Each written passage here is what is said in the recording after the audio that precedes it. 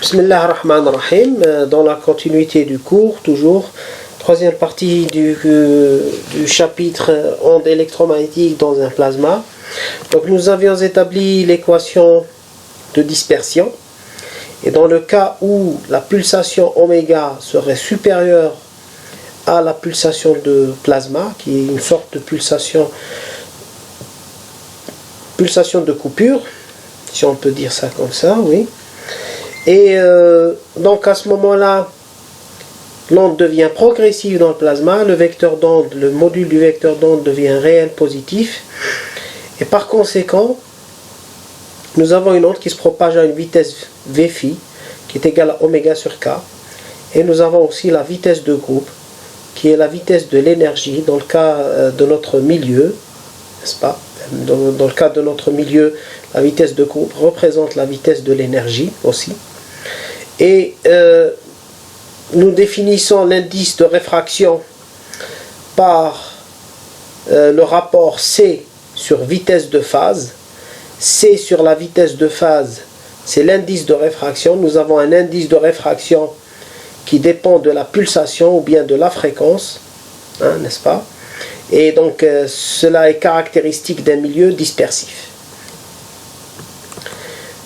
Donc en résumé, donc voilà mes vitesses de phase, vitesse de groupe. On peut les représenter sur une courbe pour voir ce que ça donne.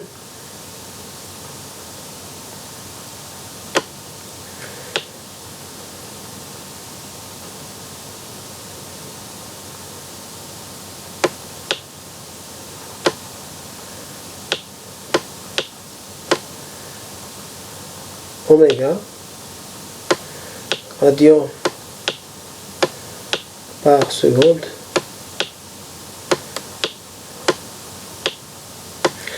Donc nous avons une vitesse de phase et une vitesse de groupe pour une fréquence oméga supérieure à oméga p. Donc je note ici, je prends une autre couleur pour noter oméga p. Je trace une droite parallèle à l'axe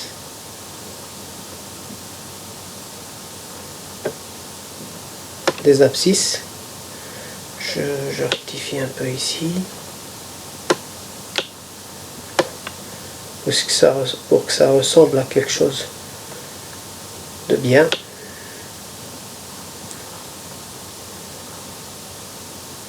De mieux plutôt. Donc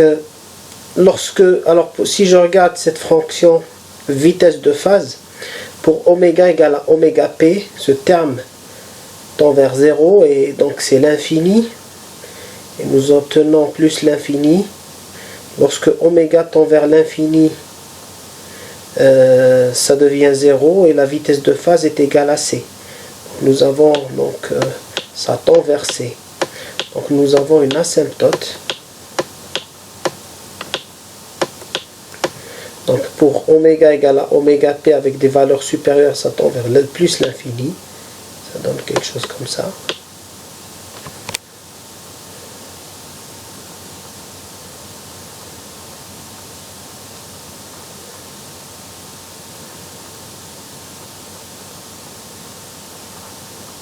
Et ça continue.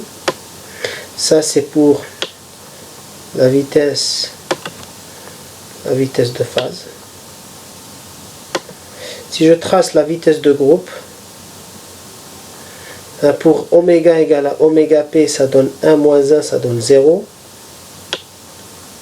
On commence ici, avec une pente infinie, et ça donne une asymptote. Pour oméga tend vers l'infini, ça tend vers c. Donc ça donne une asymptote horizontale parallèle à c, parallèle à la droite c. Ici je mets la droite c. Et ça c'est en fait ma vitesse de groupe.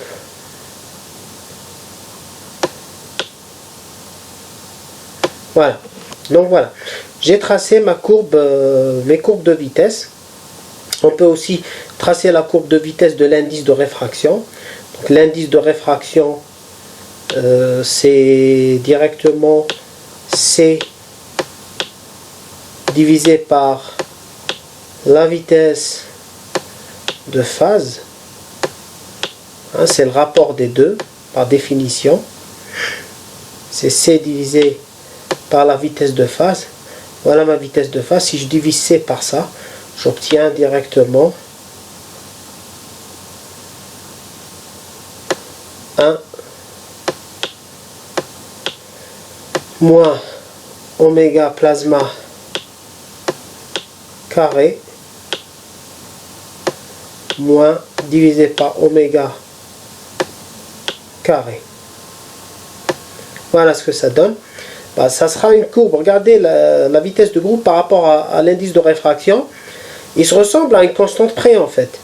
Parce qu'il y a C qui est multiplié ici. Et donc dans la courbe, ça sera une courbe similaire. La courbe المنحنى تاع N يشبه للمنحنى تاع V2G. Parce que نفس الدالة بيناتهم ثابت. هذا ما كان. Voilà, donc en résumé, dans ce cours, pour l'essentiel, pour faire un petit récapitulatif, donc nous avons calculé en utilisant le PFD, le principe fondamental de la dynamique sur une charge, la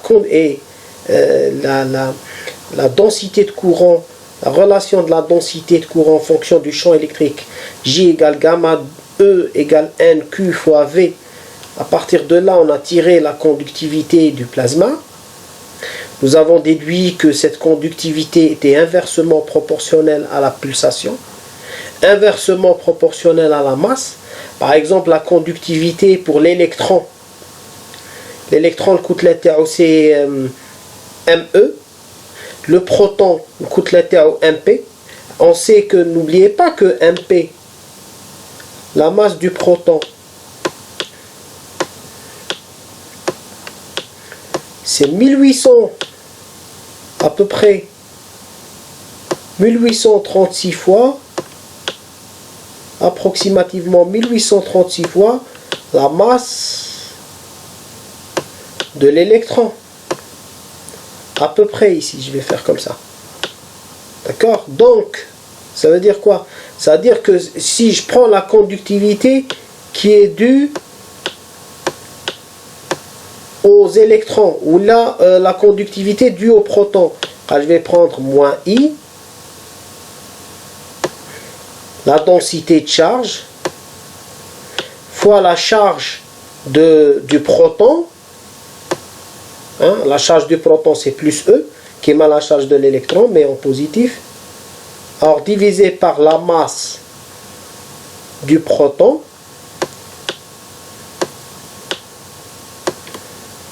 fois oméga. Voilà. Par contre, ça c'est la conductivité du plasma. Et si je prends la conductivité, mais ça tout ça, la conductivité, la conductivité de l'électron, c'est moins I fois N fois la charge de l'électron, c'est moins E, donc moins E, moins tous les plus, divisé par la masse de l'électron fois oméga. Donc comparons la conductivité, bon, malgré il y a un signe différent ici, un signe de moins par rapport aux deux, mais si on prend les valeurs absolues, conductivité absolue, alors il faut savoir, si on fait calcul gamma P divisé par gamma E en module, qu'est-ce qu'on trouve? Eh bien on trouve tout simplement, regardez, on divise ça par ça, on trouve ME sur MP.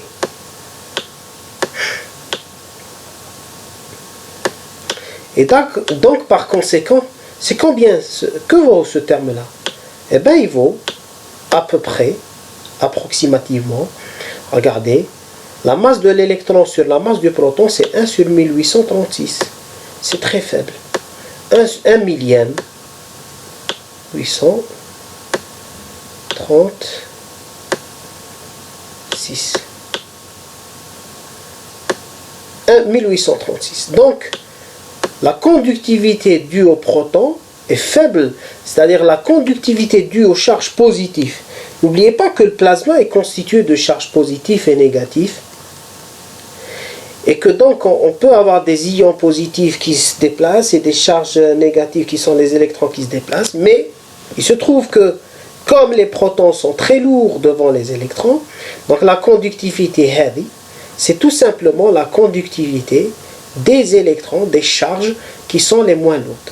Alors, à partir de là aussi, nous avions calculé, donc ça c'est la première partie, donc première chose que nous avions fait, c'est la détermination de la conductivité, et qu'il faut savoir que cette conductivité, c'est la conductivité des électrons, des charges qui sont moins lourdes. Alors, deuxième partie, nous avions par la suite calculé la relation de dispersion. Puis nous avons distingué, alors, avec oméga P qui représente la pulsation de plasma. En fait, la pulsation de plasma, ou bien la fréquence de plasma, est de l'ordre de 10 MHz à peu près. À peu près dans ces ordres-là, 10 MHz. Elle dépend de la température, elle dépend des saisons, mais c'est de l'ordre des dizaines de mégahertz. Ok? Donc, on peut calculer oméga P, c'est 2πf. Alors, à partir de là, nous avions distingué deux cas. Premier cas, le cas où K au carré serait positif, oméga serait supérieur à oméga P et K au carré est positif. Donc K serait réel, et là, nous avions une onde progressive. Une onde progressive. Donc, on a une onde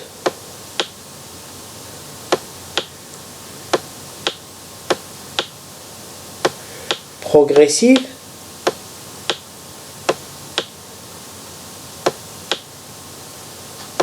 Lorsque oméga est supérieur à oméga P. Oméga et K serait réel. Deuxième partie. Donc puis nous avions calculé,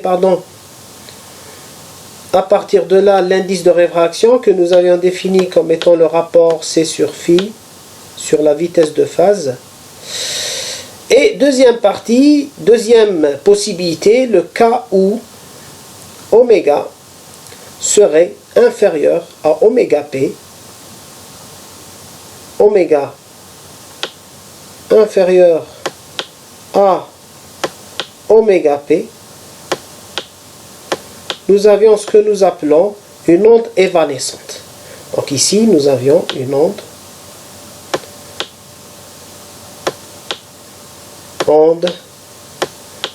évanescente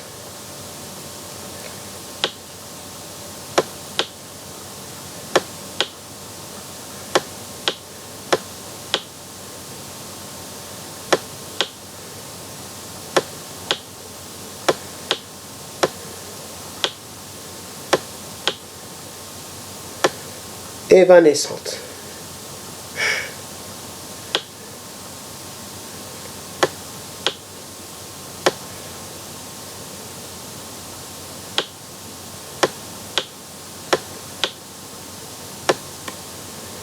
Et ici, je vais le mettre